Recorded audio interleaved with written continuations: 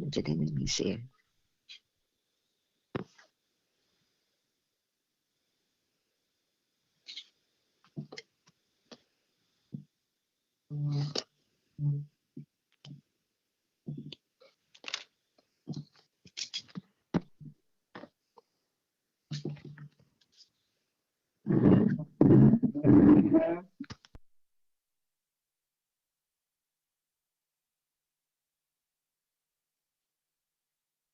Good morning. Hi, Paina. Hi, Roti. Rita. Tom. Bev. Hello, good morning. Morning, Roti. Good morning. You managed to get a connection, Anne. I just saw your note on DSG. Good morning. I Good evening. yes, I got a connection. I was trying 1 hour too early. That was my problem. That's a common problem. We've all done it.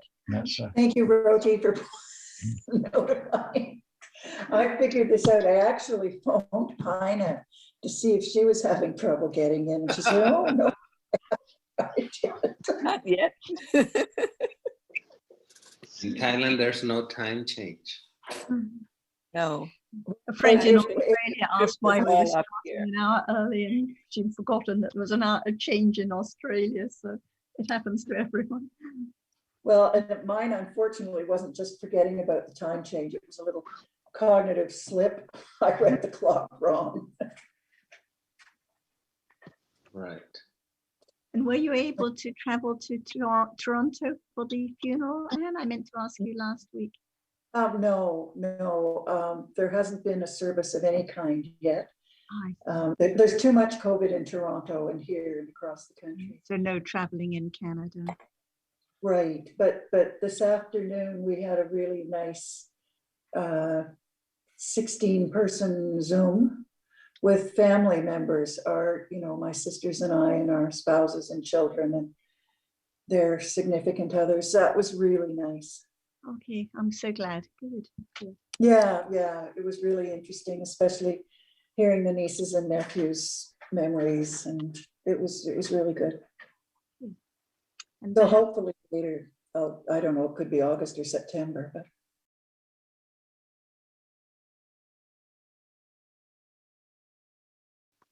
สวัสดีค่ะทุกคนค่ะ Sawadika. I think we can start. สวัสดีค่ะคุณอัน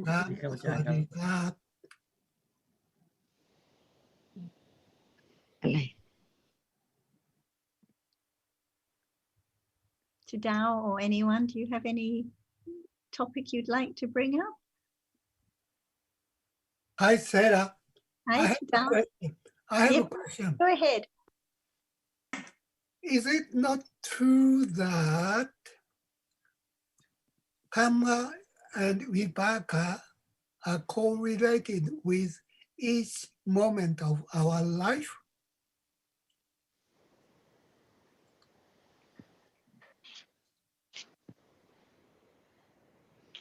So each moment of our life is related with karma and vipaka. Well, there isn't vipaka at every moment of life, but if there was no vipaka, like if there was no birth consciousness, no seeing, no hearing, and so on, then there wouldn't be kusala and akusala chitas. So if no karma, no life at all from the beginning. Let's see how Ajahn would like to respond to your question. I think that even it's so very close now, no understanding of it. So there is just thinking about that which is now experiencing, whether it is vipaka or whether it's karma. But we learn to understand the truth that actually there is no one at all. But what is there when there's no one? It's a reality which experiences because there is something appear at that moment. There must be that which appears because of that is a reality, uncontrollable, conditioned to arise and experience it. No choice. By conditions only. That's why we begin to understand the word of the Buddha, that anattanness. All dhammas are anatta. No one there, even right now, it can prove no one, but there is that which is seen, and that which is heard, and that which experiences it, and that which think about it. That's all. But we don't know enough to let go the idea of self from not understanding the truth of that which is now appearing. That's why the point is to understand the truth of no one. But it's so very difficult to directly experience that in order to have no doubt anymore about that which is now appearing. That's why we learn to consider the reality which is now appearing, one word at a time, to understand how much understanding is there after hearing about it as that which experiences. It is this very moment, no thinking about vipaka or karma or anything yet, but that which is there, experiences, so that which is now appearing can appear. That's the truth. No one make it rise at all. It's there already. That's why learn to understand just one reality at a time, to understand the truth, not just by one's own thought or thinking, because it is I who think. But the truth is that at this very moment, that which appears is seen by a reality which is conditioned to arise just to see, cannot think or do anything at all. That's why learn to understand the truth, and the truth will lead to more and more understanding of no one and no self. Otherwise, there's no other way. No matter we talk about vipaka, the result of the karma or whatever, actually it's here all the time. So very short, just appears and disappears instantly. That's why we learn to understand what we are learning about, that which is now appearing, now, so close. But no words of the Buddha cannot lead to the understanding of that which has conditions for its arising and then fall away instantly. But the truth is the truth.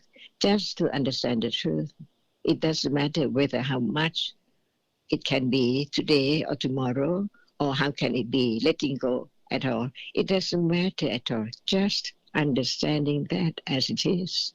This is the way to let go the idea of self and ignorance and all defilements, unwholesomeness, which condition and present results. And we use the word vipaka, but we don't know yet at this very moment whether it is vipaka, which sees, or what about the thinking? It's there. Is it vipaka? Thinking is not vipaka. See, we learn to understand what is there from birth up to now, this moment, in order to begin to understand the truth of that which is now here, so close, and falls away instantly. But for the word vipaka, we have to understand what is that too. Just one word at a time. Otherwise, we just remember the meaning of that word, but not understand the truth of when it's there right now. See? Yeah, I do understand the meaning of Dvi Pancha Vijnana.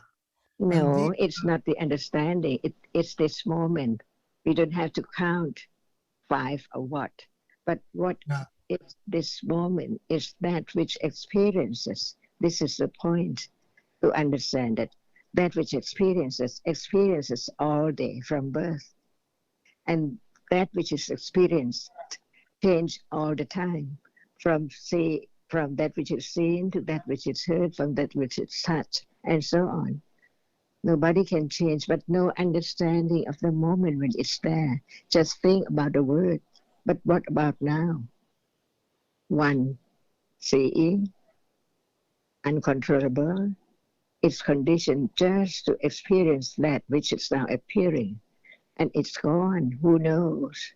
Until right understanding develops more than just thinking about it or understanding, but directly understand that which is now appearing closer and closer for each one to see the difference. So that can be the moment of understanding, the arising of falling away later, because they are different. How can they be together? Impossible. But Panya develops so very high enough to understand that it can be directly experienced, but what about the understanding? For example, right now, at this very moment, it's there, hardness. What about the understanding of it? And seeing is there. What about the understanding of it? And that which is seen is now. What about the understanding of it? Is it enough or not yet? Until listen more and more, just to understand that which is now appearing so very, very close, not far away at all, but it's gone so very fast that it cannot be object of understanding when there is just only hearing and understanding the truth of it. But it will lead to the understanding directly because it's there now. Later. But without understanding at this moment, it's impossible to know what is the truth in life. Yeah, theoretically, I do understand that Dvi Pancha Vijnana are Yes, vipaka. it's you who understand that, see? And also, I do understand that there are 10 kusala and 10 aksara kamapata. Where They are are clear. they? Yeah, they are clear. But what I do not understand is much weaker sort of karma. Say, if we eat something, we may have some kind of attachment to food. Is that karma or not? What is the reality of what you said as karma? The absolute truth. It's reality. What is that which is called karma? It has to be a reality. What is that? It is a sort of attachment. No, attachment is not karma. See, we cannot understand the truth without consider the word of the Buddha about each one as it is. Only once in samsara, but it's different from the other. Not the same at all. Even what we call karma, but what is the truth? The actual reality, which is karma. It's chetana associated with certain level of attachment. Okay, it's the intention, the will to do, right? It's that chetana now. This is the way to understand what we used to say karma, but to understand the truth of it, the original meaning of it, the absolute reality of it. It's there now, or not, see? Without understanding, how can there be the letting go of no I, even Chetana cannot be taken for I or anything at all. It's conditioned to arise and falls away instantly, never to return at all. So how can that be taken for something permanent like I? So is that Chetana right now? In order to really understand what we meant by karma, is that Chetana now? But I'm wondering, there must be chetana, but they are very weak. It doesn't matter, but to understand that that is not known, but it's there.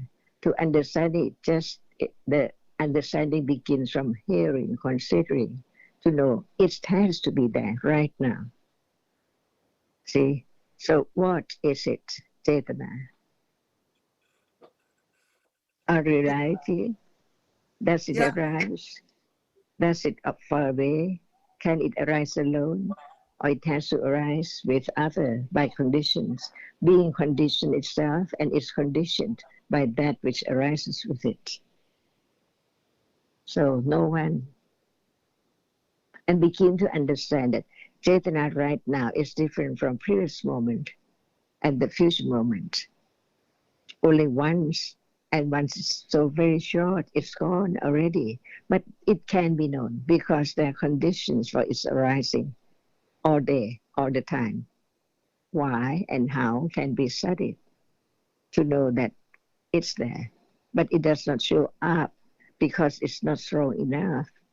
It's just the result of that which it's conditioned to be with such and such saying and hearing and so on. This is to understand the truth, not try to want to understand this or that for oneself and think that one has understood it already. Actually, it's not at all. It's only hearing and forgetting all the time. But when there's the understanding, it's there, never lost. Yeah, but the chetanas we experience in our daily life are very weak. They do not function as kusala or aksara kamapata. So Chetana is not experienced yet, oh, but right, because it's there now. It is not the object. The experiencing does not experience it, but learn to understand that it's there.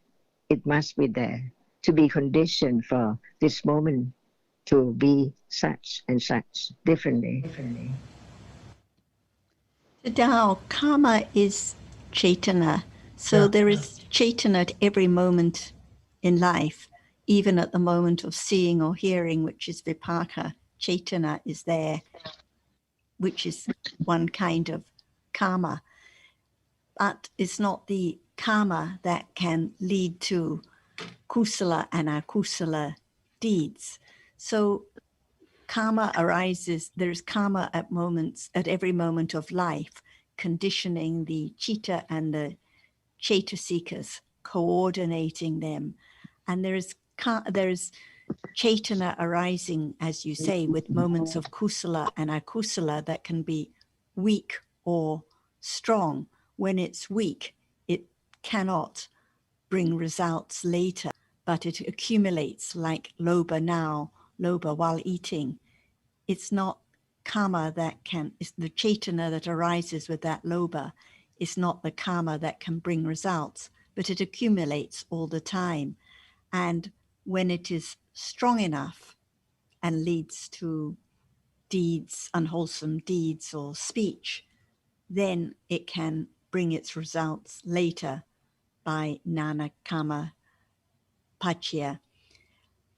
So karma is at every moment of life. And when we read about, for example, the cycle of birth and death, we are reading about vipaka, kusala, akusala, and karma that brings results. So this is the cycle. Without vipaka, without result, no kusala, akusala. Without kusala and akusala, no karma pata that brings results. But when Ajahn was asking you what karma is, it is chaitana at every moment. And it can either condition by way of sahajata pachya, conditioning the chitta and chaitasikas at every moment it arises, or it can condition by way of karmapata that brings results, nana karma pachya that brings results when results are brought later. So that's why when we talk about karma, it has to be more and more precise to understand these different realities and when it arises, and not my karma, not my results at all.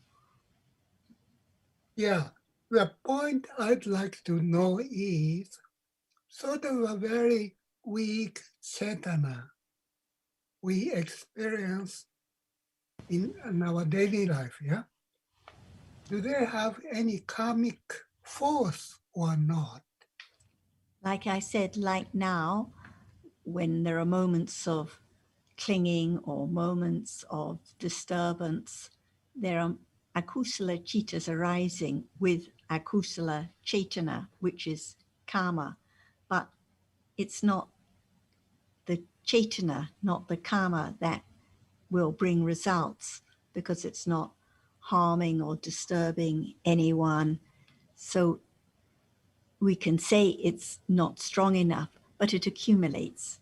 So the lobha now, the cetana now, the akusala cetana accumulates at every moment when it arises until it is at the point that it is strong enough to condition speech and deeds that can bring results.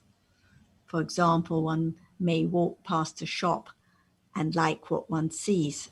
Akusala cetana is there, but it's not strong enough to go into the shop and take something that doesn't belong to one. At that point, when it's strong enough, then it brings results. So it's accumulated as part of anusaya. When it arises, it accumulates, and then the tendency is there, never lost as anusaya. And when it's time, it can condition the strong akusala that can bring results. Yeah. Okay. Clear. Okay, So its karma is right now at every moment. Yeah. So at each moment, we are not able to escape from the effect of karma and vipaka. Can we say that? I think we can say there's no we to escape or not escape. Yeah. Or what we can say is that every moment in life, there has to be either vipaka, kusala, akusala, or kiriya, chitta arising. Oh. Okay. Thank you.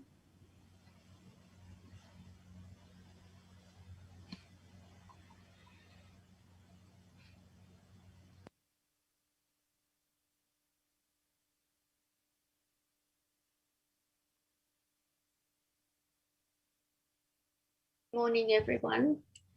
Good morning, Kana-chan. I have a passage out of one of the suttas from the Majjhima Nikaya, the Mahavedalla Sutta, and it's on right view. So if I may read this little passage out, I'd like to discuss it, please. So it's Dhammadina, the Bhikkhuni Dhammadina, talking to a lay person called Visakha. And so she says, friend, right view is assisted by 5 factors when it has deliverance of mind for its fruit, deliverance of mind for its fruit and benefit. When it has deliverance by wisdom for its fruit, deliverance by wisdom for its fruit and benefit. Here, friend, right view is assisted by virtue, learning, discussion, serenity, and insight. Right view, assisted by these 5 factors, has deliverance of mind for its fruit, deliverance of mind for its fruit and benefit. It has deliverance by wisdom for its fruit, deliverance by wisdom for its fruit and benefit. So my question out of that is, the sentence, right view is assisted by virtue, learning, discussion, serenity, and insight. And 4 of those seem they all fit, but I'm just wondering where serenity fits in. Serenity being calm, or samatha. Samatha, yes? calm, yes. Yeah. Virtue being sila, I presume, and that covers a big field, so I'm a bit vague on that. Learning, discussion, which we're doing right here and now, in which what Dhammadina and Visakha, being the male, not Visakha, I think it's spelled a little bit differently. So where does serenity fit into that, please? Like when there is understanding, the chitta is calm. There is passaddhi chitta, passaddhi cetasika samatha at those moments. And the more the understanding develops, when it's insight, it has to be yoked together with calmness, samatha. So the calmness develops with understanding. But let's see what, let Ajahn say more.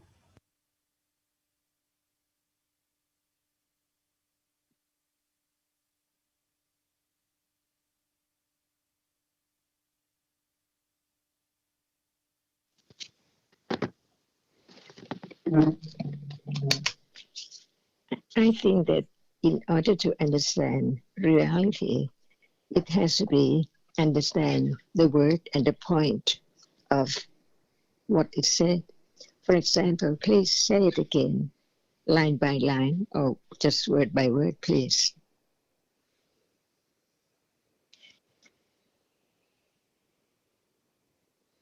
Can you hear me? I can hear you, yes. I just had my mic muted. The sentence I'm inquiring about is, here, friend, this is Dhammadina speaking with a layperson. Here, friend, right view is assisted by virtue, learning, discussion, serenity, and insight. Okay, is this true? Well, yes, because it's the Bhikkhuni Dhammadina speaking, so I guess it is. Discuss on the reality, the characteristic of it, the truth of it, which is now, right?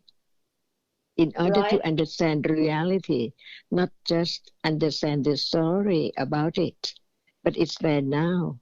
So talking about whatever she said is understanding what is there now. About Khanda, about whatever is there, right? To understand reality is the point, because it's there now. And when we talk about it in details, different angles or different points, different manners, it conditions more understanding of that, as it's so very, very fast and it's gone already, but it's there again and again by conditions. That's why there can be the understanding of it. Yesterday we talked about, or we read about many things, books on Tipitaka and so on, but it's gone completely. Even the reality is there now. It's not that which has been there before at all. So just talk about this to understand this moment of that which now appears. This is the benefit of study, discussion, right? So we can go on, because we know what we're talking about is to understand that which is now appearing. No matter what is there, unknown, until hearing about it and consider the truth of it, then Panya can understand that which is there by conditions, not by selection, to know this or that.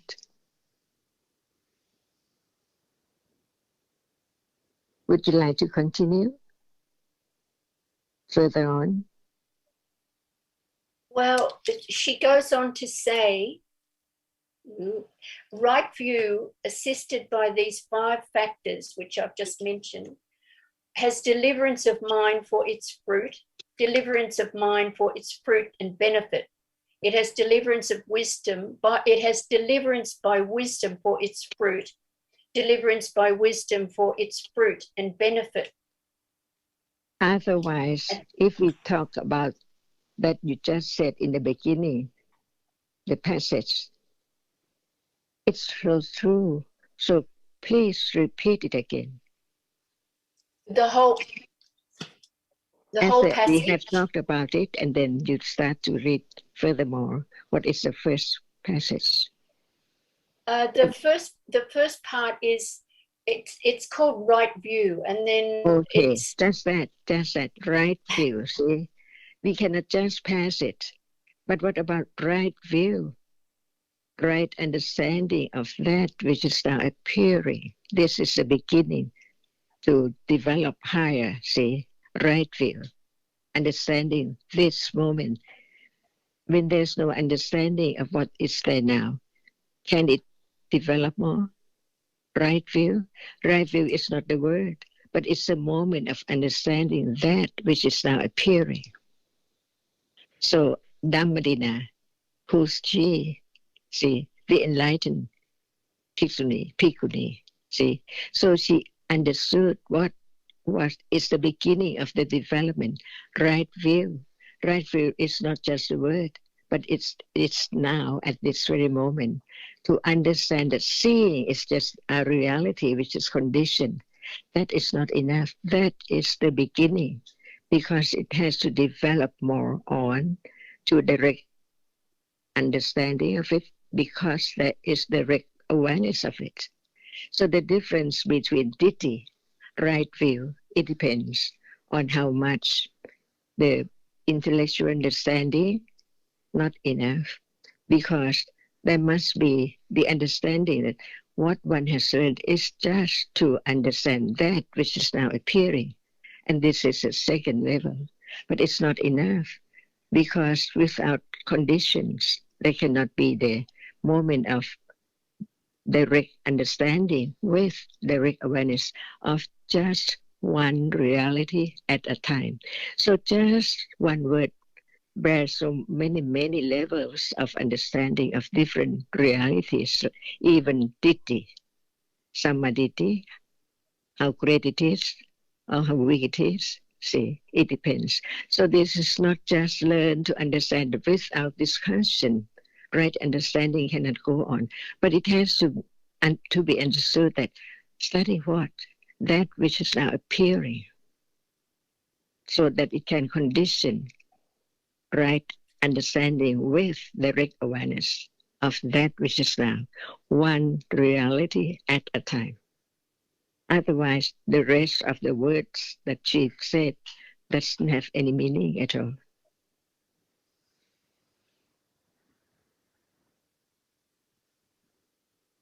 So just that word can bring about the understanding of that which follows.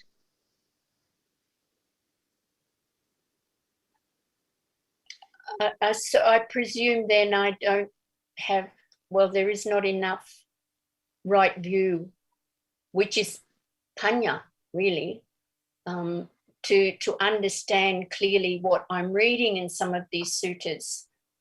That is why there's so many questions come up. You see that anyone can read, but what about the understanding of the subtlety of that which is now, as is said in Tipitaka? Yes. Yes, I totally agree. So presumably, when I am reading, I can go to some of the footnotes and they're very explanatory, but then it's forgotten so quickly. So I get a bit confused sometimes with the suttas I read. So yes, I guess one word at a time helps, but sometimes I don't know what word it is to have one word at a time. Because we go very fast, but we have to understand that what is the meaning, the worth of the word of the Buddha is that which shows the reality now as it is.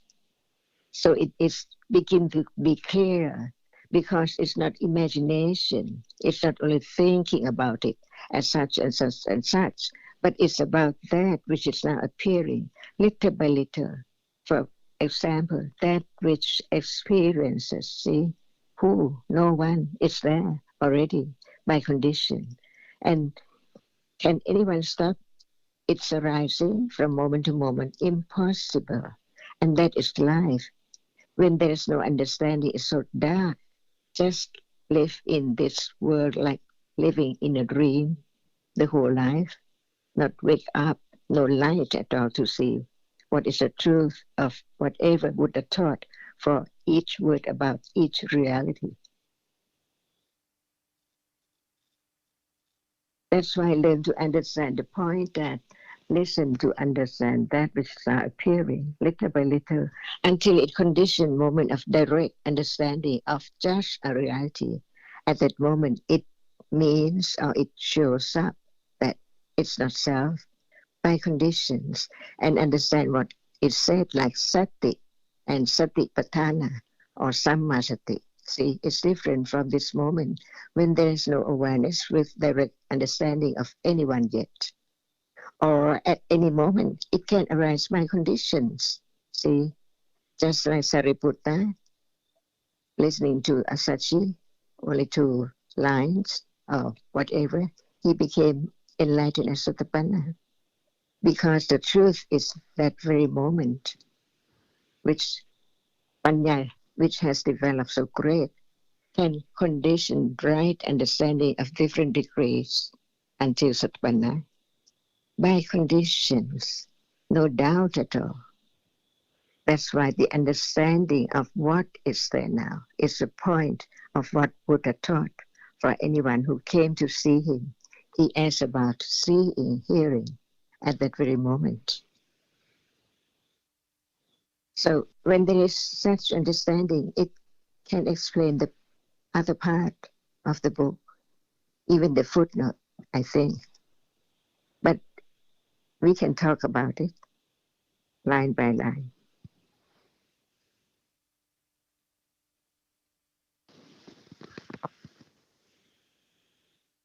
Is there anything about that passage again to discuss?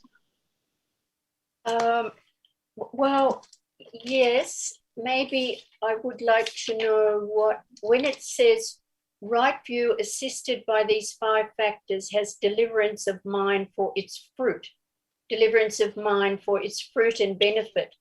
So what is the difference? Yes. Can it be right now? Well, I don't think so. I think the footnote, I'll check, but I think it's the footnote to 441. What assists understanding? What's that again, Ajahn? What assist panya, right understanding to arise? Is that what it said? Well, no, what it does say, it's assisted by virtue, by learning, by discussion, which is what we're doing here. Yes. See? Serenity and insight See? are the 5 factors. See? Is that what we said? Or not yet? What? Should be more? Well, originally my question, why is serenity in there? And as Sarah has answered, that all Gusala Jittas are accompanied by by samatha, calm. So what is the reality of calm? It's a Jetasika. See, no one there. It's different from Lopa, right? Yes, very different.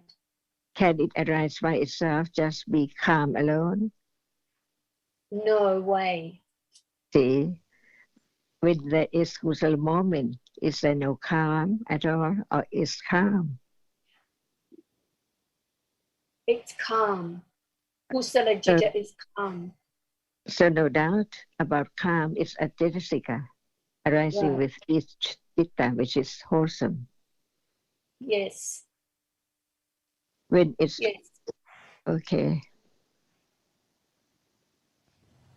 And insight is mentioned also, so that's the vipassana jnanas, which is also kusala citta arise without calm of Jetasika, which is calm, but sati Jetasika.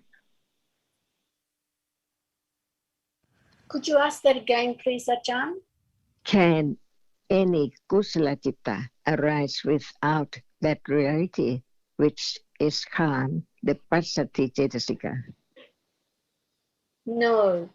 See, so it's just ordinary. It depends on the degree of understanding of different cittas, different kusala, wholesome moment. Okay, so what is the Azita, difference?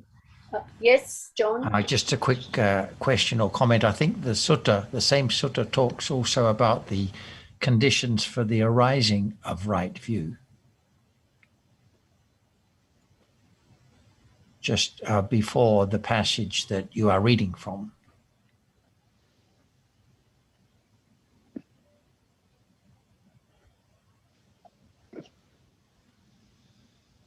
So any kusala moment, there must be calm with it, depending on condition, the other cetasika. So at the moment when kusala is with our panya, even it's calm, it's not as calm with panya.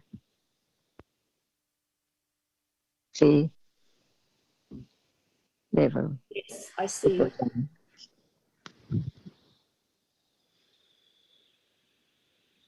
And it can be this moment when right understanding is there to understand it. But when it's not yet the degree of right understanding, which can understand that very moment as it is, it's just begin to understand intellectually about that they are different.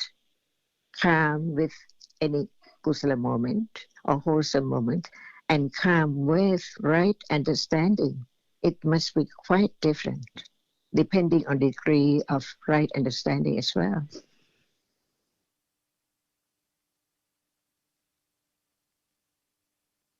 So now that brings me to another question regarding calm, because it can be samatha or it is passaddhi. So what is the difference between those two?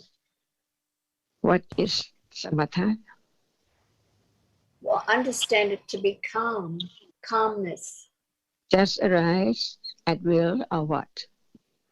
No, So it cannot be made to arise. It arises because of conditions. is there only one stage of kusala, of calm, or different stages of calm with different level of kusala or wholesome? Well, now I'm thinking maybe that samatha is more associated with jhana, with absorption and much higher gusala. Sita, samatha is passaddhi cetasika. It is calm of citta or calm of cetasikas. So there is calm or passaddhi or samatha at every moment of kusala, with or without understanding. And so the calm with the development of understanding, of course, is higher, and the calm with the understanding of realities highest of all. But it's the same cetasika, calm or passaddhi, which develops with any kusala of different kinds and different levels. Okay. So even Okay, if there has been no samatha bhavana leading to jhana, samatha, higher samatha, is developed with the understanding of realities. Thank you. And the other comment I was going to make was that the sutta talks about the conditions for the arising of right view, and that is the voice of another and wise attention, those two conditions. And then it goes on, as you've quoted, to talk about, to say that right view is assisted by these 5 factors. So it's drawing a distinction between what are the conditions for the arising of right view and factors that assist it. So karma and insight would be assisting factors. They would be co-arising factors, presumably. Whereas the conditions for the arising of right view, the voice of another, that is what is mentioned elsewhere as association with a good friend and hearing the true Dhamma and wise attention.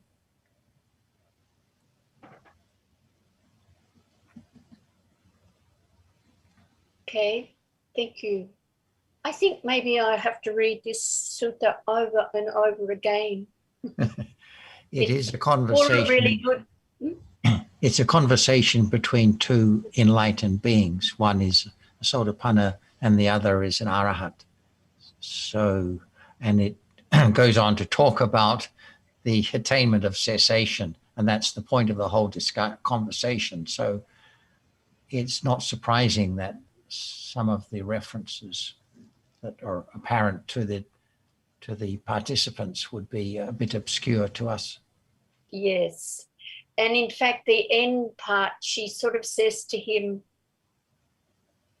you ask too many questions. It's quite interesting. She says, oh,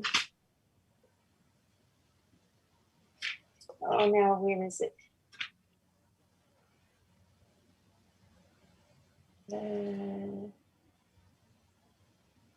No, I've lost it. I've lost the page. But in the end, she says, "Stop! You've gone too far." She said to him, "Then go and speak with the Buddha."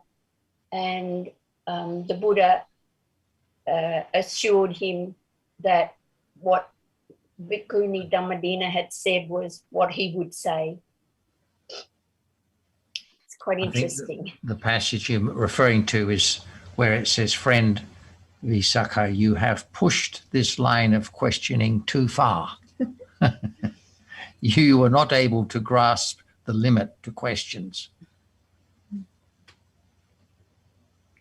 Maybe I should just stop it there. If he was Sotapanna.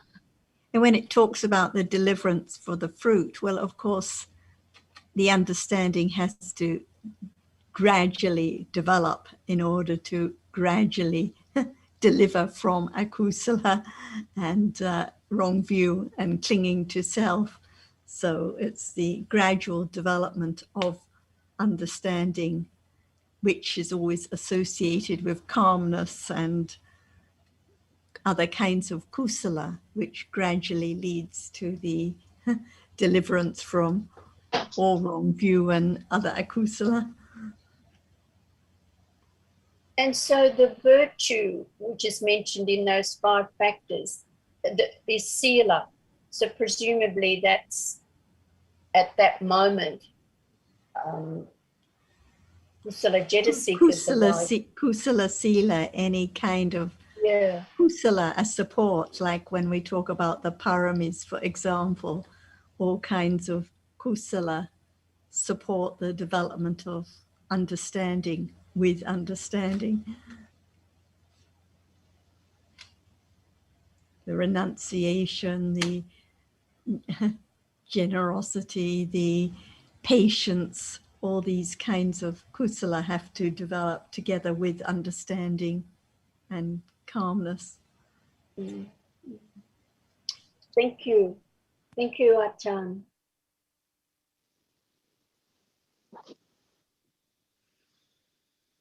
I don't know whether it is the same sutta that I have read about the Visakha and Dhammadina.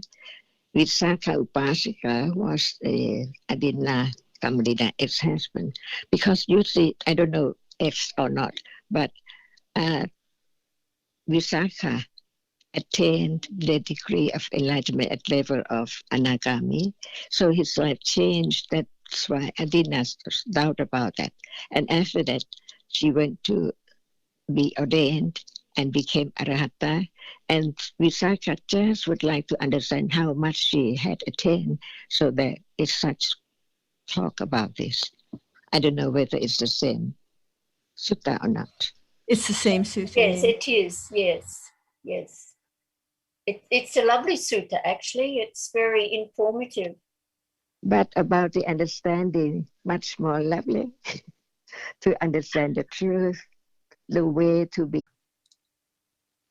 But I feel respect not only for you, but for all the people in this group.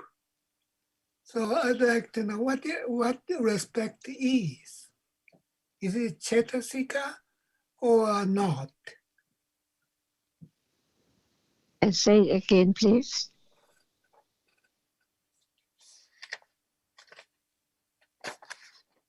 You are asking about respect or what? I couldn't get it.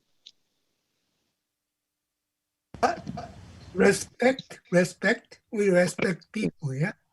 And Is it of course, I wholesome or respect you. unwholesome? It's not clear now. The voice is not clear. Yeah. So Dao is asking about respect, Ajahn. He's Yes, asking what is but- respect. Okay, is it clear? I feel it's real, Okay, wholesome or unwholesome? wholesome. If one respects something wrong, is that wholesome? No, Like the tree or the fish? No. no. That's why reality has to be so true that it cannot be changed. At that moment, when one has wrong understanding and pay respect to that which is wrong, that is not respect, because wrong understanding is not wholesome. There are no wholesome cetasikas arising at that very moment at all. So it's not respect, but respect the truth, right? Right or wrong, not the wrong, but the right. Respect right view, respect right conditions or realities. No one there at all. This is so true, right or wrong. So it's not just say about anyone or any moment, at moment of paying respect. It depends on citta at that very moment. And if someone said that it's right, paying respect to the tree, like in Thailand, many people do that. Is that right? If one would say it's right to do that, but is that true? Because of ignorance or because of understanding? But even without understanding, but it's good, wholesome, it can be respect, because respect is the wholesome reality to goodness, like respect to pay respect to parents, it's goodness too. So it's not just talk about one reality at a time without any understanding. It's wrong. So are you saying that respect has many shades? It characteristic changes depending on situations? So one can say that respect is wholesome or not wholesome. Understand the goodness of the other and pay respect to the goodness, right or wrong. But when someone doesn't have any understanding or wrong understanding and you pay respect to that wrong view, is it right or wrong? So it's wrong. According to the reality, the citta, cetasika at that very moment.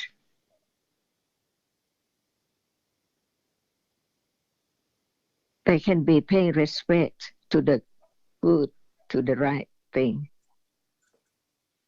It's wholesome, even there's no panya. Like children, pay respect to parents, see? Understanding the goodness of the parent, but at that very moment, the children were taught to do that, and later to understand the goodness, to understand what's good and what is not good.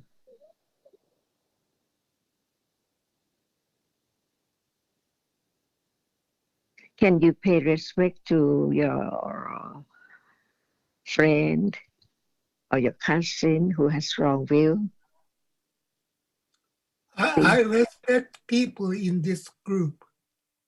Okay, because we do not think about his wrongness or whatever his was, but thinking about the goodness or the way it is to be one's cousin or so on, pay respect, manners, good manners, to pay respect to the old people, something like that. See, it has to be in details, not just by just seeing. But knowing citta at that moment, someone pay respect because one fears the police and so on. That is not wholesome.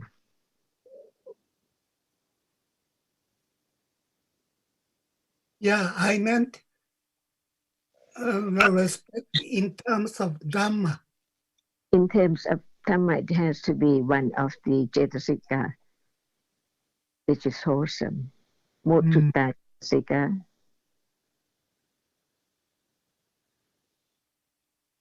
I don't know which Cetasika it is. Mututta Cetasika. I think Kun Sarah and Kun John can tell about that.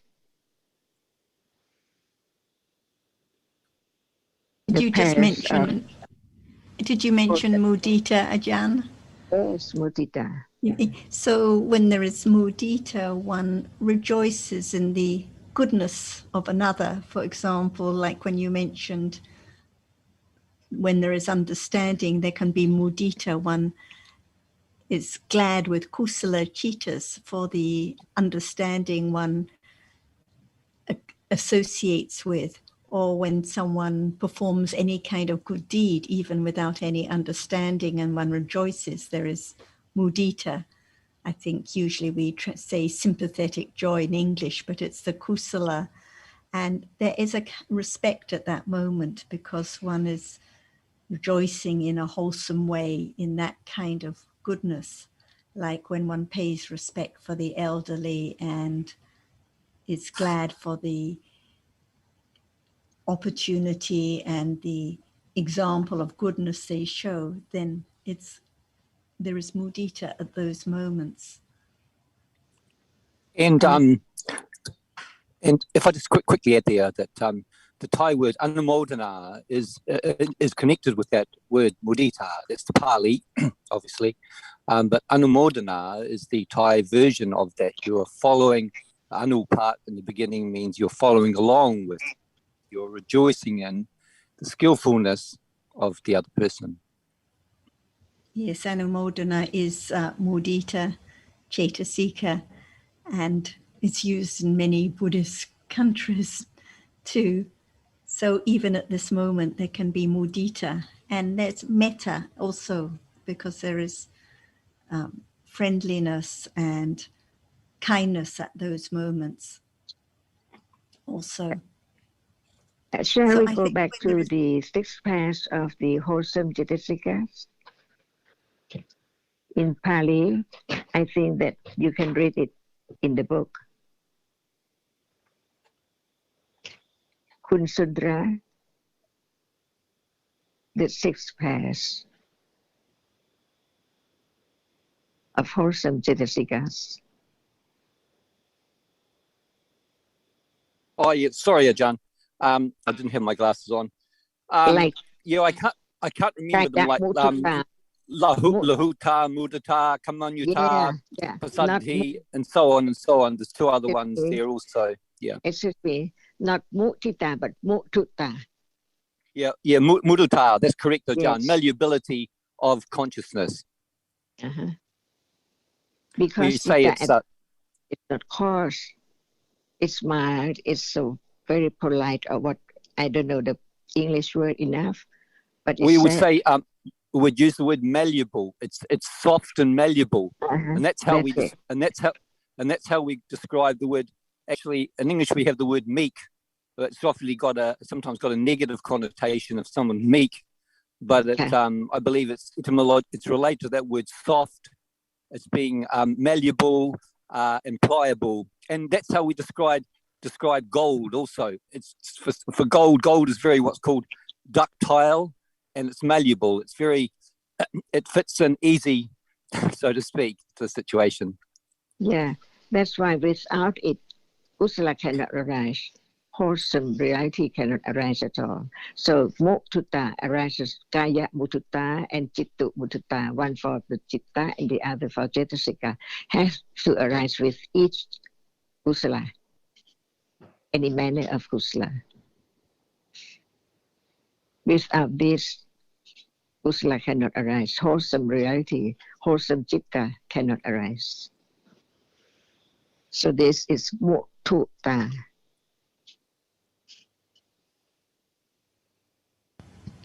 So today I think it comes down to the fact that wholesome respect is appreciation of the wholesome qualities of the person that is the subject of the respect. Yeah.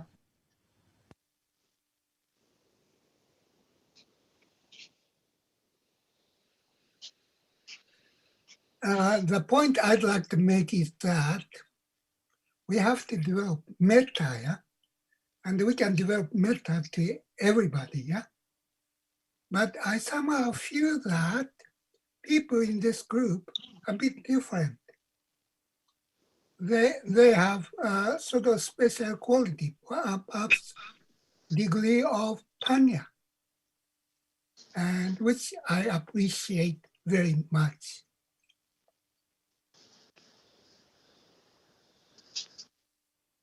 Muthuta, see, at moment of appreciate. Yes. This is the understanding of reality which is now, so that later on it can be object directly of right understanding. In order to understand that whatever is there in life each day is all Dhamma.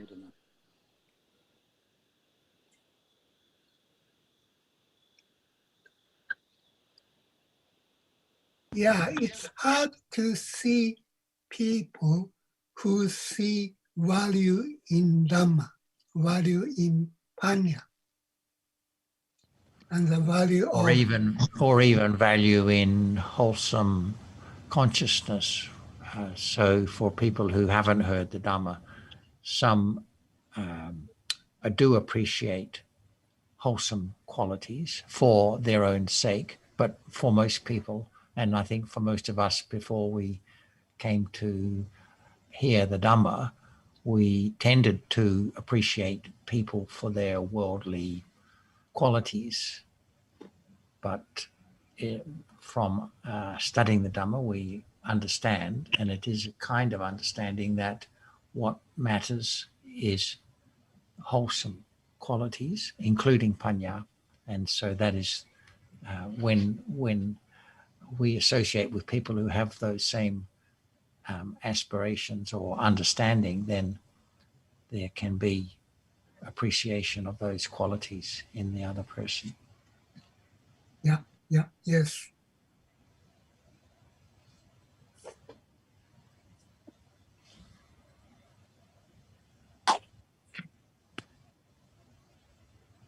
Hi, Konstantin. I have another question. When I think about anatta, no self, I sometimes get depressed. And I know that it's not right at all, but I cannot help having a feeling of depression. And how can I cope with such sort of wrong thinking? Buddha didn't tell anyone to have no depression, but to understand that moment as it's not me at all, but it's a reality. Why? It has a reason already by conditions. So the best thing in life is to have right understanding from hearing and considering before there can be letting go, wrong understanding, taking it for I don't like it. How can I say? It has to be like this all the way, all the time, because of not understanding the truth. So the word of the truth, condition, right understanding, but it cannot be sudden understanding. It has to be like clinging to life, clinging to goodness, clinging to wholesome, just want the way it is to be, such the way you like. But actually, that's impossible. So face up with the truth, brave enough, courageous enough to understand that the truth is that even you wish to have so much, but then when you die, nothing there at all.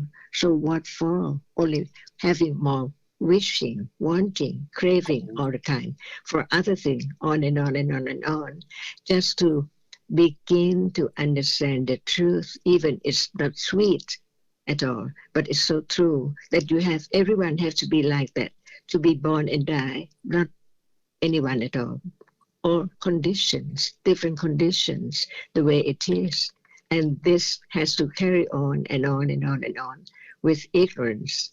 What's the use? See the beggar and the people who are sick and so on, and very poor and so on. See, what about the animal and the insect and so on? See, just want to live, no matter in what way. But actually, what about?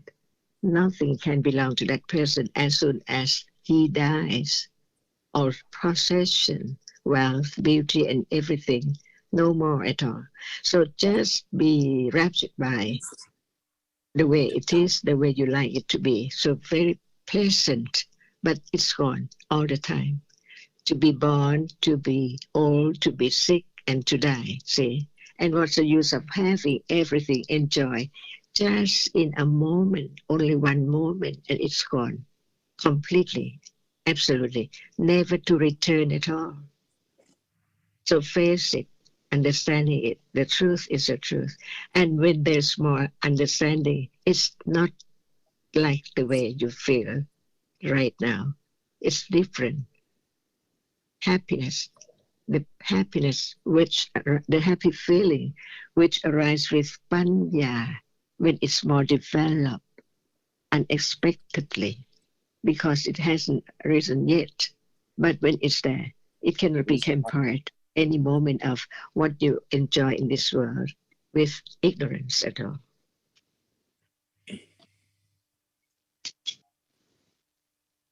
So whenever, whatever is there that you you don't want it to be there, remember that it's so true. It's there. It show up. This is the way it is. Just there and then gone. Never lasts at all. Even it's so long, but then it has to go away. Yeah, I can see that Ksara-Dhamma are not associated with Domanassa. So when there is Domanassa, it must be wrong. It must be Aksara. That's why even Sotapanda can have such very pleasant life with children, husband, wife, and everything until Panya develop on and on and on. Not force it because it's so pain to force to do or to have anything to arise. But when it's Panya, Panya cannot arise with painful feeling at all. It's quite a little bit free from the chain which has been changed years and years ago, wrong understanding and clinging to life. What about the fire? Arises and falls away. What do you feel about that? When it does not belong to you, see? So clinging condition and happy feeling. When you cling to that fire, it brings about painful feeling. But when it's just fire, it doesn't matter, see? So when it's all dhammas, it doesn't matter. The way it is, no matter how pain it is or how pleasant it is.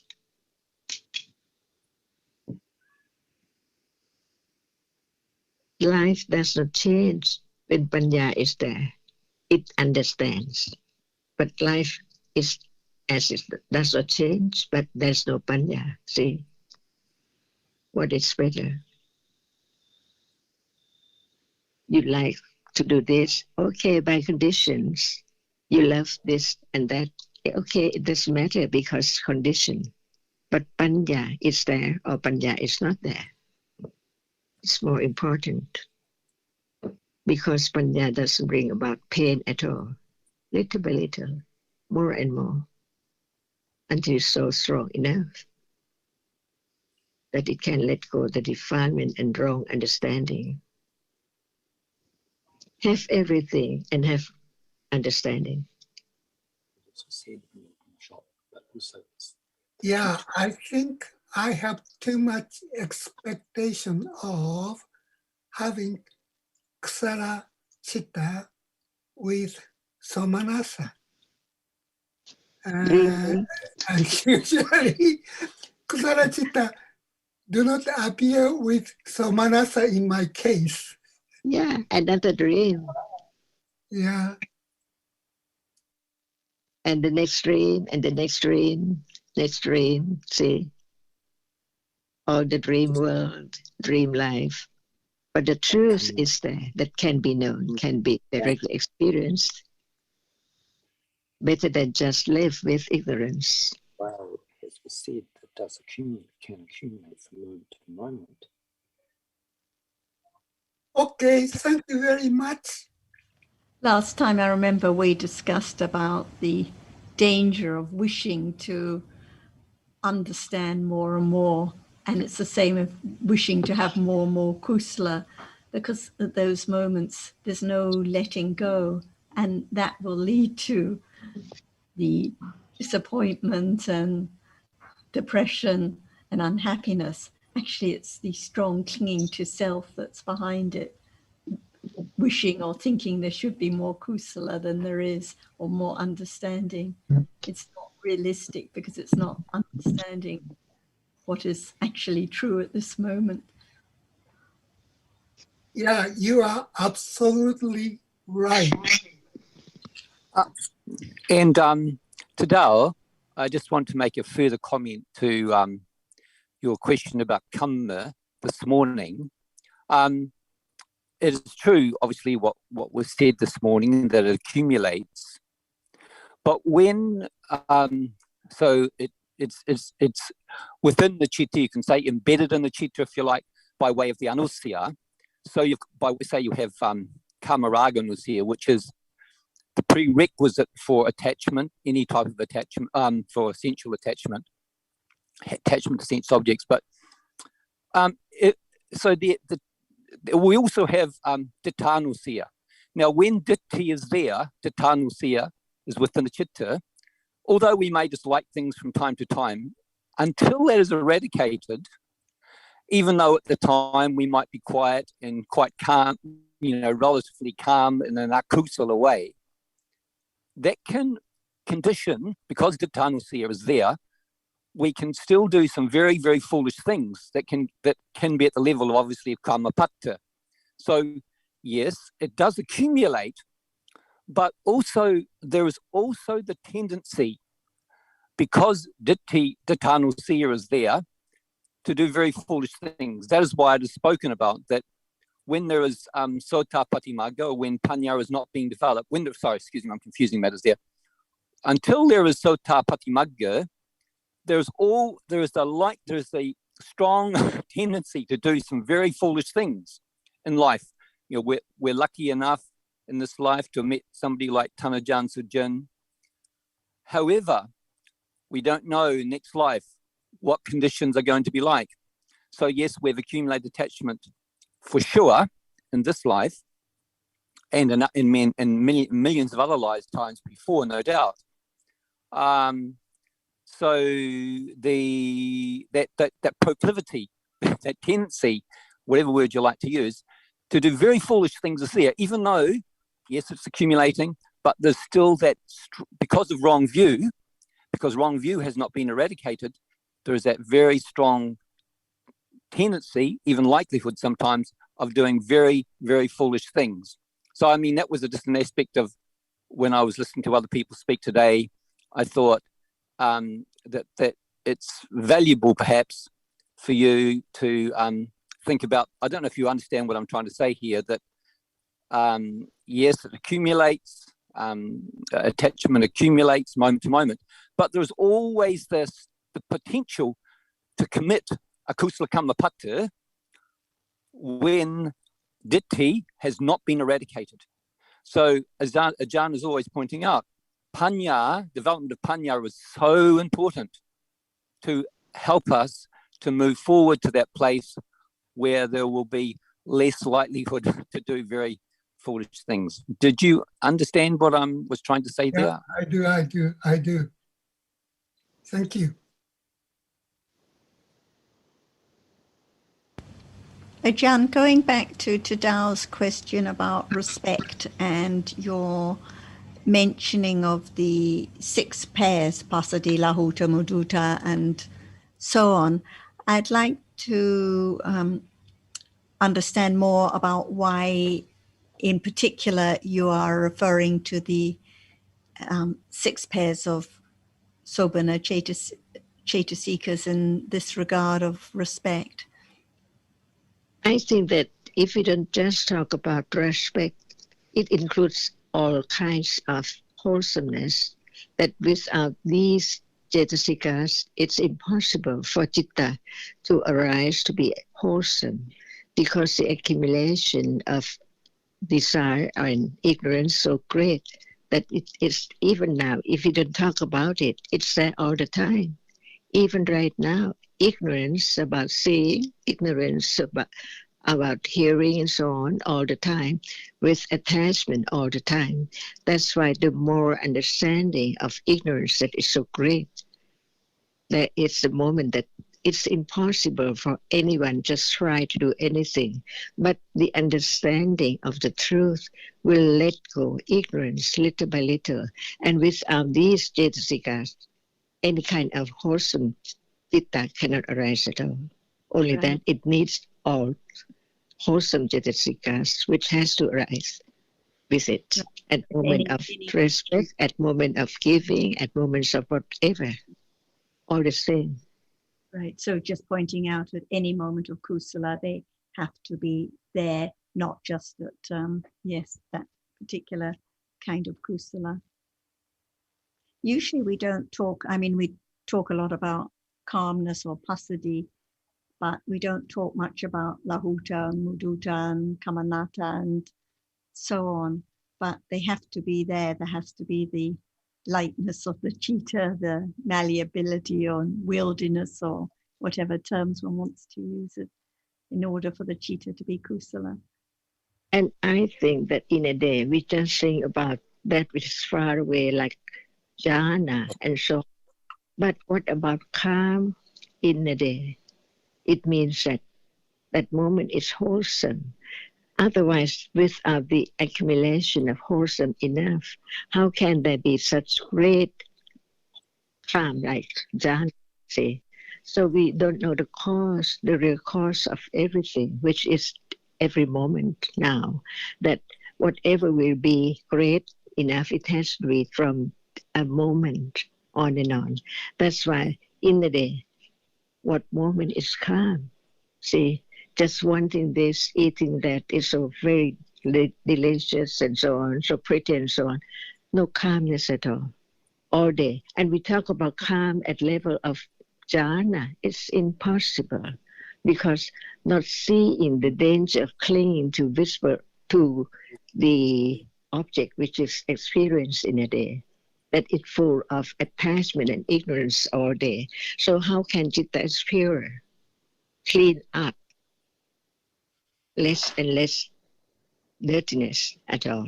No thought about that. So one just wishing, keep on thinking about this and that all day, but not understanding the moment of just kusala or wholesome enough in a day. Eat all the food, not left it, because it's the way people have to clean it after and so on. So many things in a day.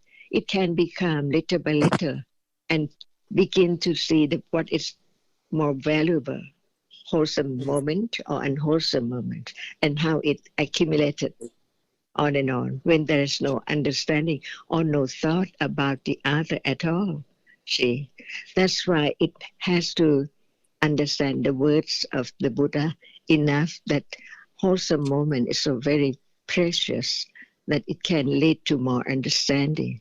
Because without understanding, one lives freely, not careful for the other at all. See, that's why understanding brings more and more manners of wholesome deeds or speech or thought. So what is calm? Can it be now? See? And why people in the Buddha's time develop calmness much more than just calm in daily life. But as you say, it has to begin now. There has to be the understanding of the reality at this moment, because if there's no understanding when one speaks or listens, whether the citta is kusala or whether there is calm now, then whatever we read about cannot be understood. So it has to be the understanding of the quality of calmness right now. And this will condition the understanding for sure, because it's there more than usual in a day, wholesomeness, see? And the understanding of the teaching, just to let go, ignorance, see? We don't hope for enlightenment yet at all, because it's lopa again, see? Lopa is there all the time. So just listen to the word which can bring about understanding of what is there now, little by little. Better than understanding the others. See, usually people think of the others, criticize them, this manner, the governance. So, but what about that citta at the moment when it's there, saying that, thinking about that? See, more details, more fine to know, to understand the truth. If that person is not refined enough, it's impossible to understand the teachings of the Buddha about this moment, the truth of now. Like you say, the manner, the sila, it has to be the manner this very moment, the manner now of when listening, when speaking, when behaving in daily life, even when eating, anytime. That's why we can learn from any of what we read in the Vinaya about different kinds of manners, ways of showing respect or consideration to those around. The best moment is moment of understanding this, see? It's yours, understanding your own, never lost.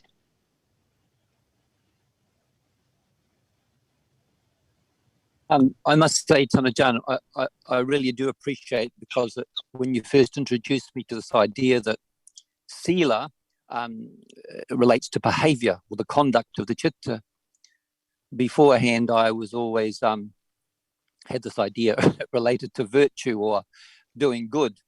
So I think about that now. And yesterday I was reading about what's called go sila, or the behavior of a because in the Buddha's time there was some ascetics who acted exactly like a cow, and the Buddha indicated to that person that they would probably be, if that behavior was kept up, they would probably be born in hell, or a cow. No, sorry, they'd be born as a cow or a lower world. So I'd never come across that word go sila. And then, of course, when I read that word, I knew, I thought of you, and I thought that, yeah, I can see how it relates to behavior. That's right. Each word should be reconsider until it conforms with the teachings, each word of the teaching.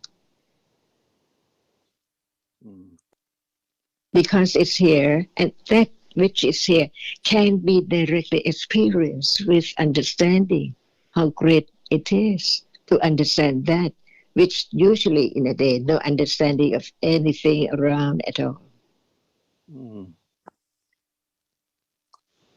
And I appreciate, Sarah, you bring up those 6 Jada seekers, or 12 really, because they're often not thought about. And when I first came across them, I just didn't think too much about them.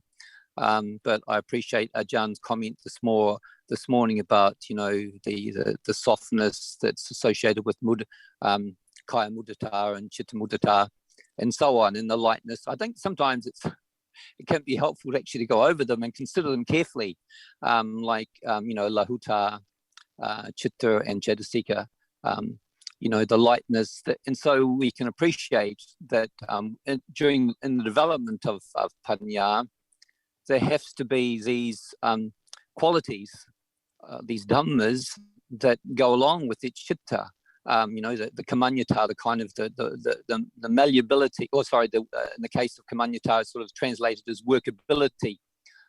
So we can begin at perhaps a very low level to begin to appreciate, how important all these cetasikas are. And I know you often allude to pasadhi, which is another one there. The ability, I'm just trying to translate it now, and myself, it's translated sometimes calmness, but it can be translated in other ways, pasadhi. So often we think of saddha also when I'm thinking about that, and I'll consider that word a bit later on. But I think that is involved as sort of, not only would it be a calmness, but there's also a confidence in a sense, if you like, in kusala. And perhaps while I'm just talking, I've got the, if I may, Tana Janka, I was considering a while ago, I wasn't here at the time, but I was listening and sorry, Sarah, you mentioned about cetasika, and I thought about it quite a bit afterwards. The word, any time you see in Pali the ika word, ik, it doesn't always have to be ika, sometimes it's aka, that's in the Roman Pali. You've got words like tehit, I'll go back to cetasika in a moment, or cetasika.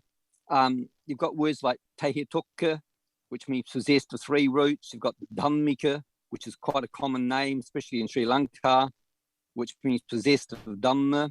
It's the same as the English word us, O-U-S. It's exactly the same suffix. So you've got words like parajika, which is possessed of defeat, opapatika, which often sometimes Jan talks to. It's one of the 4 types of rebirths. It means spontaneous rebirth. You've got the word kamastika, which is possessed of karma. So like we're all possessed of our own deeds, in a sense, metaphorically speaking. Ahirika is another good example. I mean, it's possessed of ahiri. And I thought of the recent addition to the people here is the woman by the name of Jyotika, which means possessed of light or possessed of brightness or whatever like to use the word Jyoti. Sometimes Jyoti means flame. So the word cetasika, I don't know if this is helpful, maybe not so. Cetasika means possessed of the mind. So whenever chitta arises, there has to be these other cofactors, whether they're only just the simple 7 that I know you know of, obviously, but there can be, the other ones too, depending on what's arising at the time. So that word, anytime you see the word ika on the end of a word, it'll tell you that it's a possessive word, and it relates to what's being possessed in the sense of that particular moment. So you can say literally the word cetasika means mind possessed. That doesn't tell you when you hear that straight away, but that's the way the cetasika are labeled, because they were telling you that at a particular moment, chitta will have, 7, at least 7, or a number of others. And since we've been talking about those kusala cetasikas just a moment ago, we can see that there will probably be at least, with this panya, there'll probably be at least, John can tell us that, in fact, you can tell me, there must be at least 23, possibly 24 types of cetasikas. So it varies from moment to moment. Okay, thank you. But you see that if we don't talk just about one at a time, just count the number, it doesn't mean anything to understand, to bring about the understanding, the characteristic of acetasika, which can appear. For example, cetana, see, there is will to do, wanting to do all the time, unknown. When it's weak, like just open one's eye, say it's weak. But cetana, to do something, it shows up as it's the will, the wanting, the not the attachment, but it's the will to do, just to do, while attachment is attached to that object. And when its attachment is there, cetana, to do, like or attached to be. See, something like that. It is the considering about what is there now that is so true, and begin to understand life and reality, that actually there are no self and no thing at all. Because if we break up everything into the tiniest thing, it's so little that it arises and falls away. It cannot be anything as big, or as hard, or as strong as it appears at all. And this is very, very fragile, much more than that anyone can expect, because it's so fast and so very little. No, I've always appreciated, John, how you remind us that that the pariyatti, or sometimes misunderstood, but if it's not skillful pariyatti, it can just be so much knowledge, which is not helpful at all, unless that understanding, as you so helpfully point out to us time and time again, is being utilized in a wise way and not just used for accumulating numbers and facts. And when it's right understanding, it cannot go wrong at all. It depends on how much right understanding is there.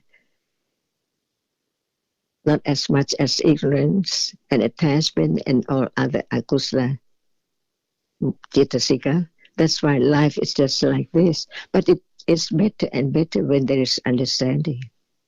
No expectation, because it shows up one's accumulation from life to life to be understood as it is. That's why no need to do anything at all, because it's there already, depending on understanding or ignorance only.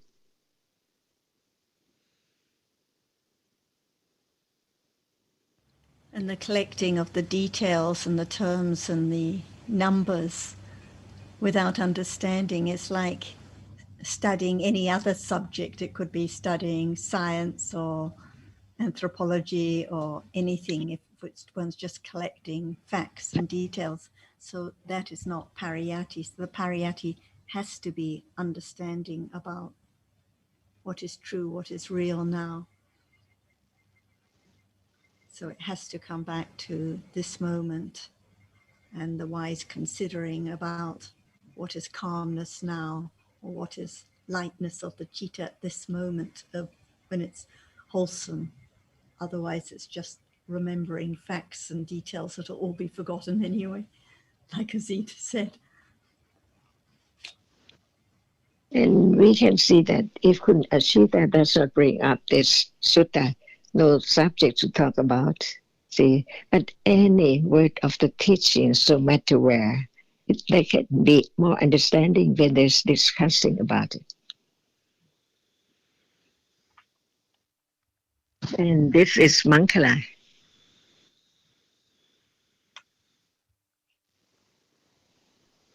I just have one comment, Ajahn, about that sutta. I apologize, I mixed up the two people. It was actually Sariputta and Kotiha speaking, not Dhammadina and Visakha.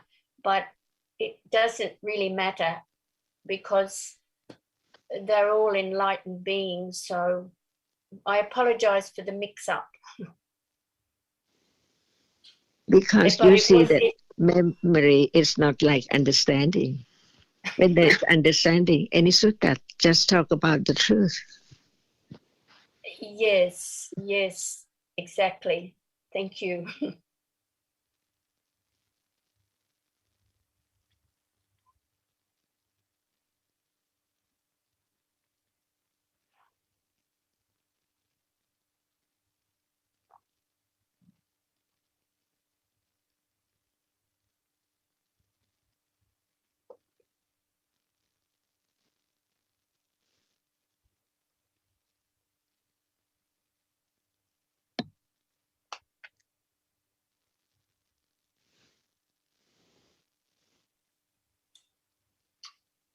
There is another comment that came, I think, from Saturday's discussion. And I just wrote down, so very close. Pasa, lopa, panya, but not known. So could you speak a little to that, please, Ajahn? Is that pasa now? Yes, it's Pasa is the Jetasika which arises with every jitta. Is it so very close now, not far away at all? Well, it must be. It must be here and now. Mm-hmm. That's the meaning. Yeah. Yes. And but not known. Mm-hmm. We just think about something far away, but no understanding of that which is now. It indicates that without understanding of that which is there now, it's impossible to understand the truth.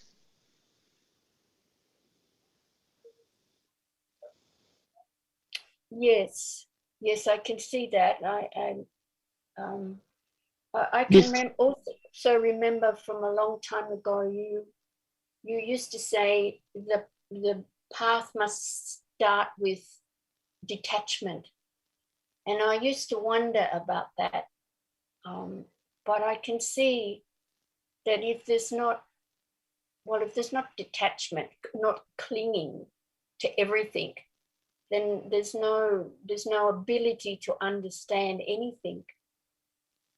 Because actually what we take for the world is that which is now appearing, and it's so close, see?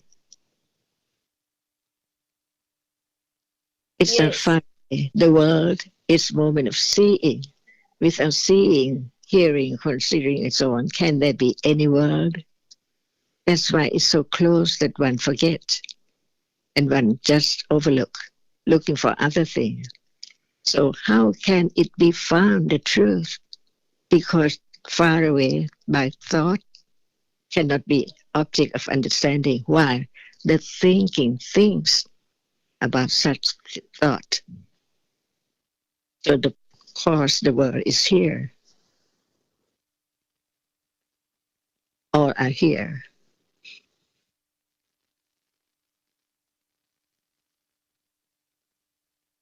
And if this is not heard and maybe discussed often, then there is just the continuing on and on, clinging to this and that and everything else that's already gone. So from discussing, that would be condition for the beginning of understanding what is the sammasati and that which is a sammasati. Anatta, no one there, but it's there. And when Panya understand, it means that direct awareness is there for Panya to understand that which is now appearing, little by little.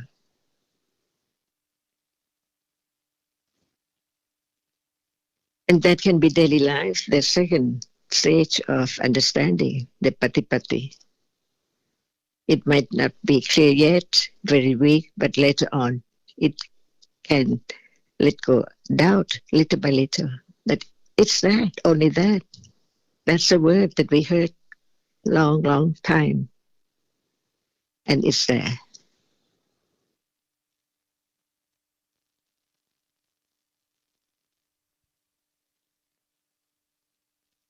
And when it's there, no doubt, but there can be doubt about that because doubt hasn't been eradicated yet.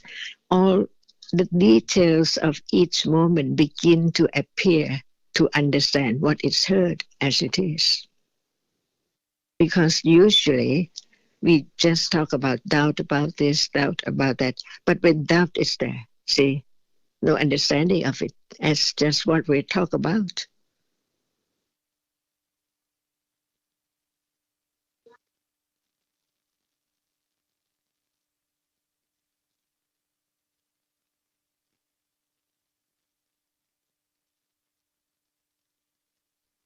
So with doubt, I realize doubt is there until the stage of Sotapatti Magga. But doubt, I don't feel like there's much doubting of the truth. Because we are used to the word doubt, but we are not used to the characteristic of doubt, because doubt does not appear, right? But now when there is moment of touching, is there any doubt about that, the reality which experiences and that which is experienced, as it's usually take for something all the time? See, so doubt is there, beginning to see what is there in life, little by little. When there is the moment of direct understanding of a reality, the other reality can arise, appear with doubt, but not yet understanding doubt until it's more and more and more studied, anything, understanding better and better. So everything in a day will begin to become the object of understanding, not only just thinking about it.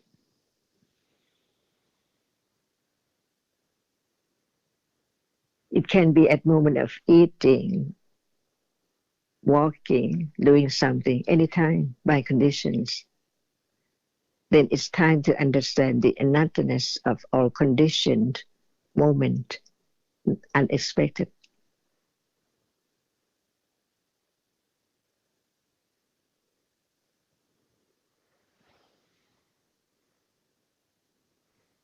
So, This is Achan, where, how, yes, please. how would that doubt, like you just mentioned, when we're walking or eating, doubt can arise. How would that? It has to be Panya that knows, but how would it? Okay, when doubt is Panya? not there, can there be understanding of doubt? Even we talk about that doubt can arise any moment, but thinking about doubt, it can be at moment of thinking about Dhamma and there is doubt about this and that, or when there is direct awareness of a reality, can there be doubt after that moment? What is that which experiences? The characteristic which experiences now, what is it? Does it appear? And when it appears for Panya, to Panya, by Panya which has developed enough, what is it when it appears? Now it does not appear. It's there, but it does not appear. It says, but it does not appear, that which experiences. What is that? No shape, no form. It's dark or it's light. See, when it appears, it has to be so true to its nature in order to have no doubt anymore when it's there, appear to Panya. But when it does not appear to Panya, or it begins to be Panya at different level, like thinking about, even at moment of touching, they can be thinking about that, and that can be doubt too. It's there. It does mean that when you eat, there cannot be such moment. When you walk, there cannot be such moment. Only when it appears and it's not clear yet, is there no doubt about it? Or doubt is there, but no understanding of doubt as not me.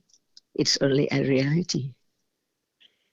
That's right. Before whatever is there can be eradicated or eliminated little by little, there must be more understanding, little by little, with different degrees of sati. See, at this moment of understanding, it's not you, nor me, or anyone at all.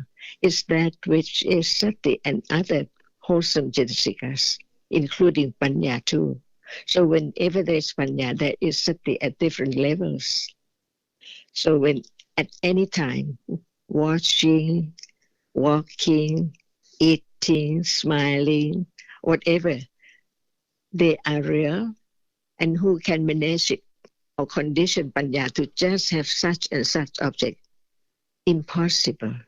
But there are conditions for that at moment when it arises unexpectedly, like now. Everything is unexpectedly. No one there at all.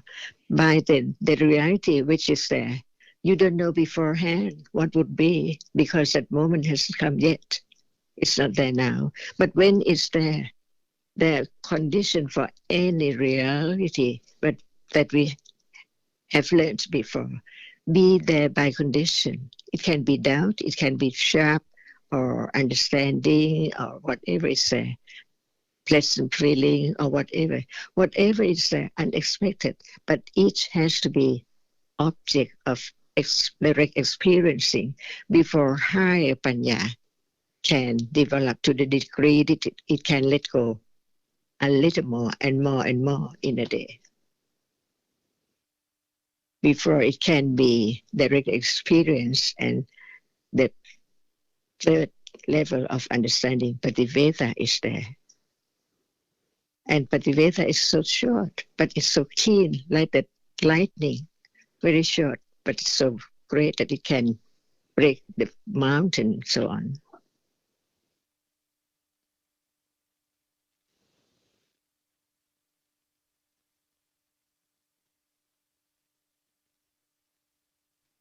So And the doubt isn't stopping and thinking in words about, oh, is this visible object or not?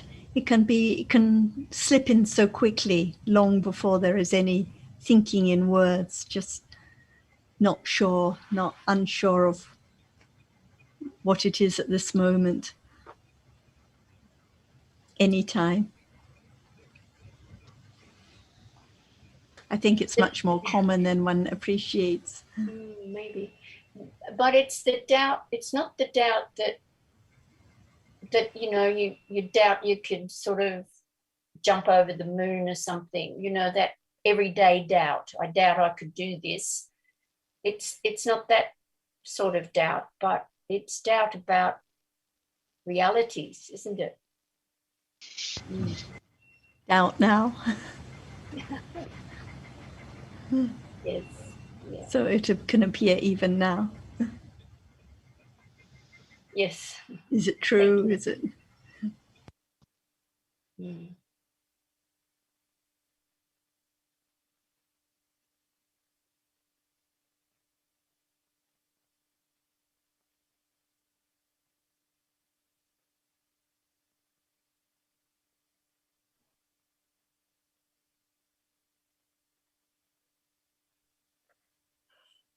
I remember over the years, a number of times Ajahn would ask, is there doubt about this?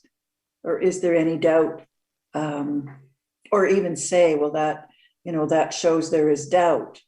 And it took a while for me to realize that what we were talking about was doubt about realities, not doubt about conventional things. There is a difference.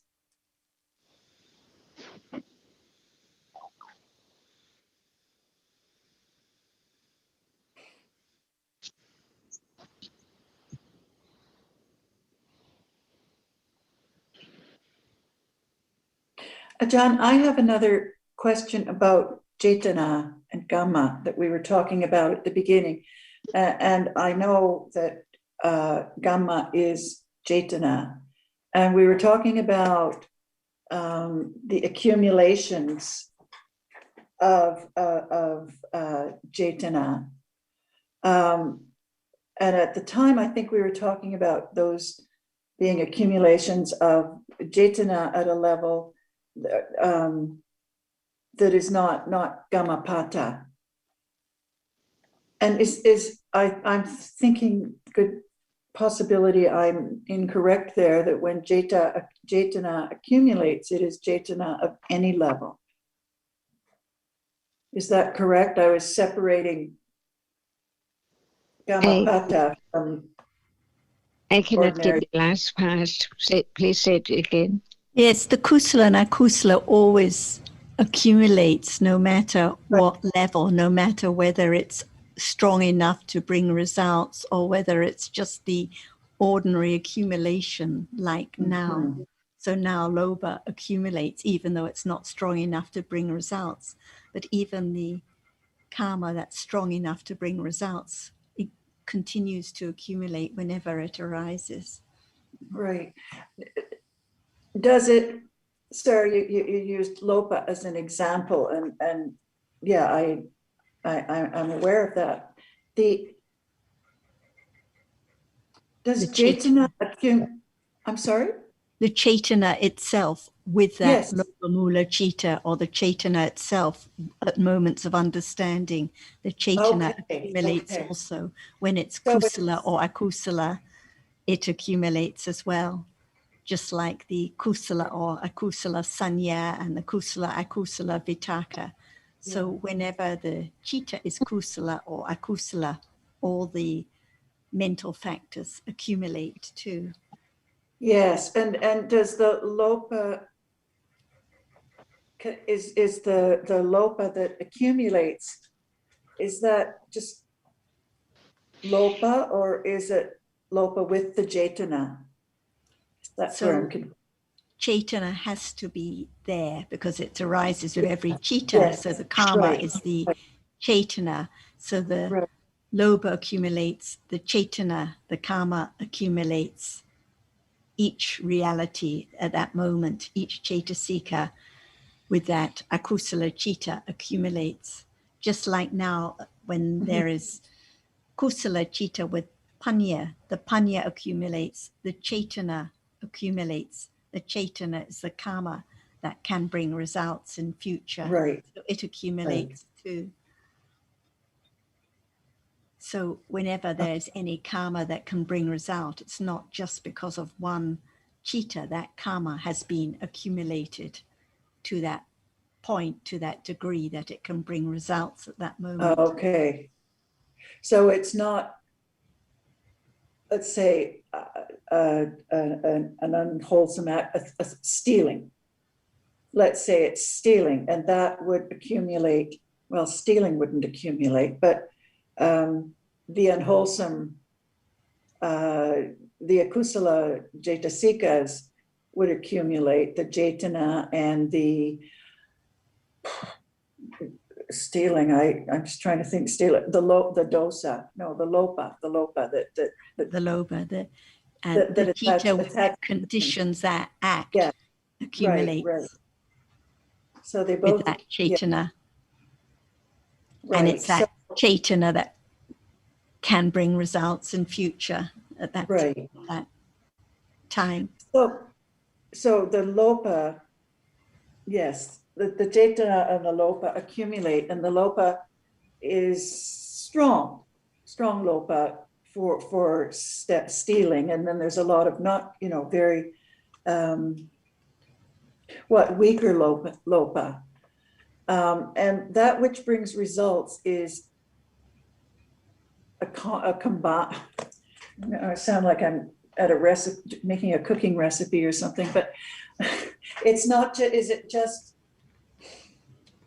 this is going to seem like a really nutty question, but I have to get it out because I've been conceptualizing this, and perhaps wrongly. Is it just where there's enough akusala kama pata, that would be from, I guess what I'm asking is, can the weak chaitana, weak lopa, say weak chaitana with lopa, can that bring results when there is enough of it accumulated? Or is it just the acts of akusala kama pata that bring the results? It's the akusala kama pata, when the chaitana is of that degree, when there's the intention to take what doesn't belong, and there is the object to be taken, and the course of action is followed through. But other kinds of loba can be support condition, and they relate. But it has to be of that degree in order to bring results. All right. So, and if it's not of that degree, other kinds, can be support condition, but not in themselves bring about that course of action. And I think it's quite complex, because obviously there can be very strong attachment to things, but no inclination to steal. And on the other hand, there can be the tendency to steal without particularly being attached to something, but just because one has that tendency, like telling lies or false speech, even though it's not necessary. Some people still don't speak the truth.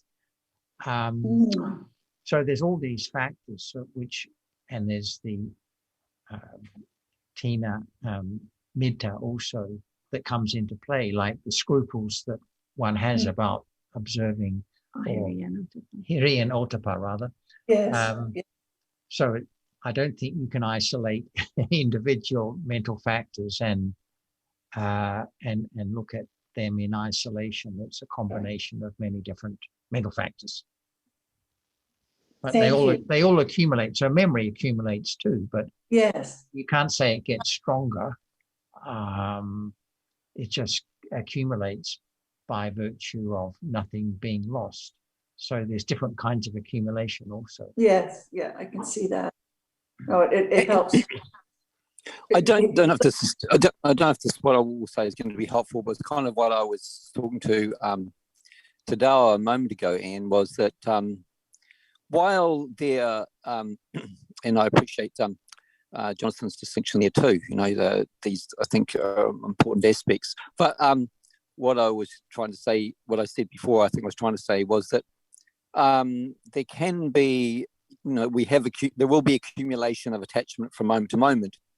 But at any moment also, there can be conditions for kammapatta. You know, it doesn't sort of like, because there is a certain degree, we've all, unless you're sotapanna, you are vulnerable to rebirths in lower worlds.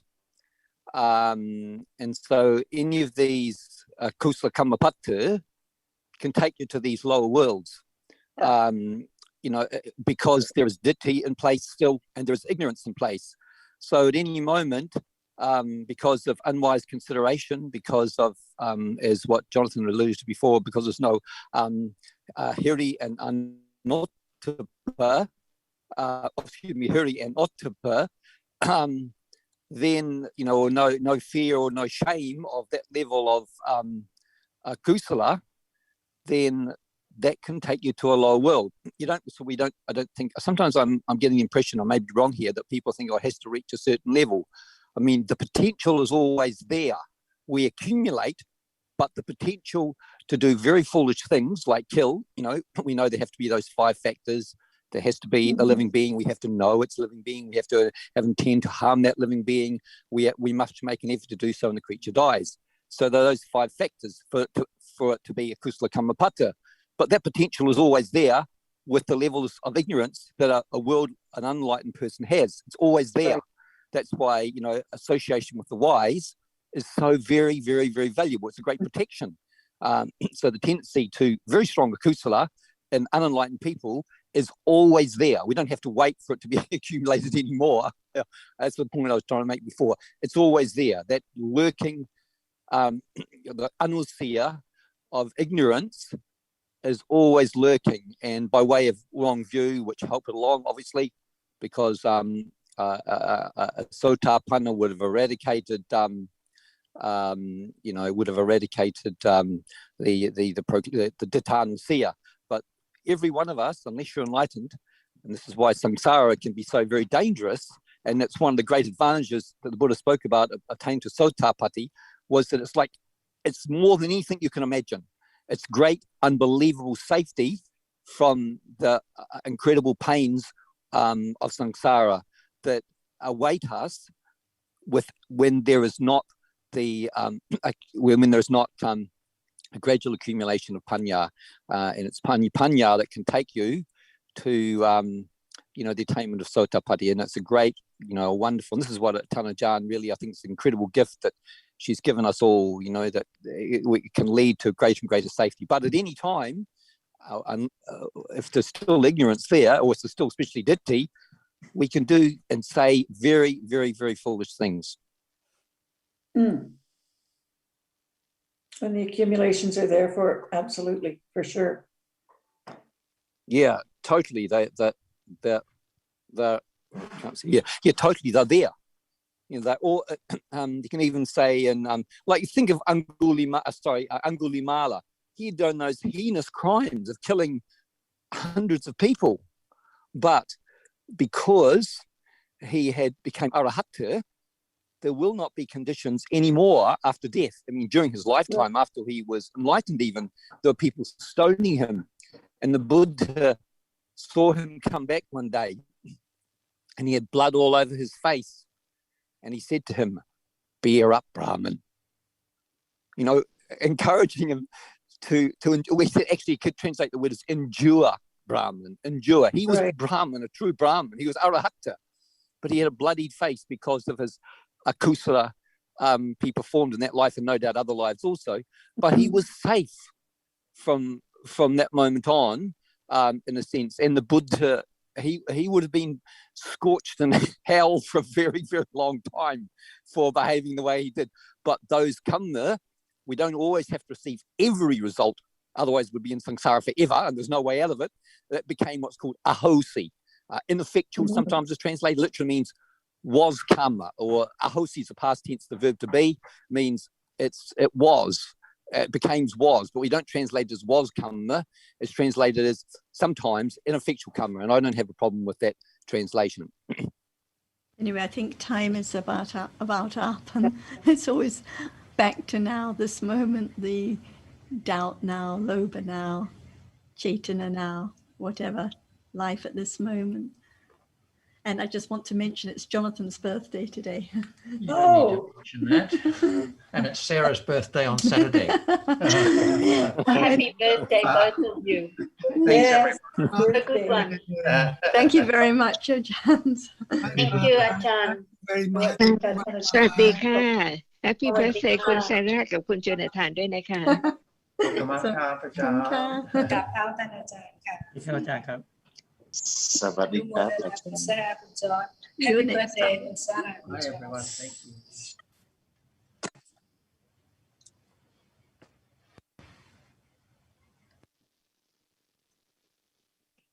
Asha.